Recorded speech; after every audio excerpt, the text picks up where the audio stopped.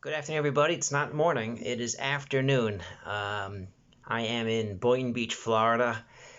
Went from Israel to New York, and now I'm down to Florida. And Baruch Hashem, you take a sleeping pill, you get a good night's sleep. So that was kind of my situation.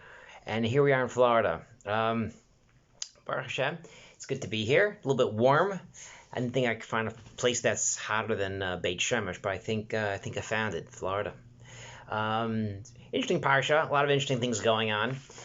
First interesting thing we know is the broken vav. So anyone who has a Kohen or Levi tomorrow, if you don't mind, I'd really appreciate it if you just point to the broken vav. Brisi Shalom, there's a broken vav. Just point, say, oh, it's a problem with the Torah. Please, if you don't mind doing that, I'd appreciate that. I've done it a couple of times in the past, so if you don't mind just causing a whole rash in the shul, I'd really appreciate it. The little Kahanim Leviim who see the broken shalom. Gemara talks about that. But one of the things I like to focus on is tefillah. We know that this is the most widely or the most laned parsha in the Torah. It's every chodesh. So besides Pinchas, it's 12 more times a year, plus all the Musafim. So it's literally the most laned parsha, which is why a bunch of years ago I sponsored a Torah to be written in the shul, Pinchas. If I'm getting my money's worth, $100 or something, if I get your money's worth, you donate Pinchas. And this Sfas Emes is really interesting things to talk about Parshas Pinchas. And the first thing was interesting is the 3 weeks. We know that 3 weeks just started, and it's not a coincidence that the parsha of the Musafim falls out B'Yam Tzarim, the 3 weeks. And this should actually wake a person up. Unfortunately, it's still embarrassing sometimes. You daven Shabbos, tap the guy next to you and say, what's in the Korban Musaf on Shabbos? And most people have no idea.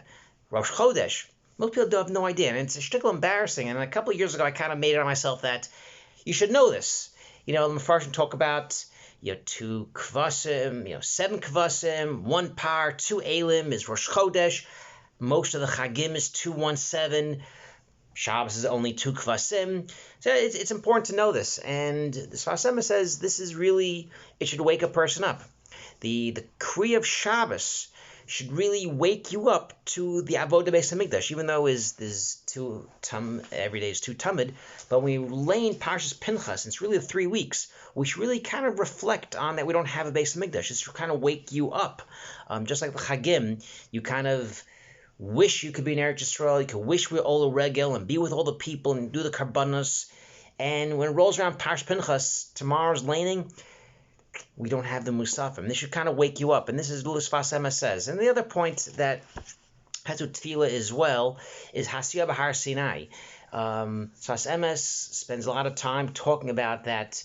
We don't just think about Beis Hamikdash then, but kind of now. And just like in the tefillah is the place of Tamidim, Shachris, Mincha, Musaf, Mar, which we're not really a carbon, but this is kind of the point, and this is on everybody. Unlike in the Beis Hamikdash, where Kohanim did most of the work, this is really all on ourselves, to kind of wake ourselves up, and to kind of put ourselves, this is the most important part of the day. One of the commentaries on the Sfas Emes brings down the Kuzari, who some say that there really was a kingdom that converted, or it's just a mushal. Either way, that the Kuzari, Yehuda Halevi, talks about that the most important part of the day is tefillah. And a person, as opposed to working being most important and kind of find places to daven, the most important part of the day is tefillah. And we have to try to move our day around tefillah. And one of the things I'm lucky in Eretz Yisrael, a lot of people are very strong about Mincha Gedola, when to davening early, and they try to work the day around tefillah. This is an important piece. Unfortunately, we have to kind of run to shul sometimes. We're late, this and that. This week I was running to shul, and the neighbor's kid is like, you still have 3 minutes. Why are you running? I'm like, well, I'd rather run and get there a minute early than not run and just be there by Vurachim. And the point is to kind of make it feel a little bit more of a keva and not an arai thing. And that's kind of really what the Hasiyah B'Har Sinai. It's not just was then, but some of this wanting that was created then is still part of this Ishay, this fire that we still have for the Kabbanas then on Har Sinai. It's still should be burning in us till today. Shabbat Shalom from Florida.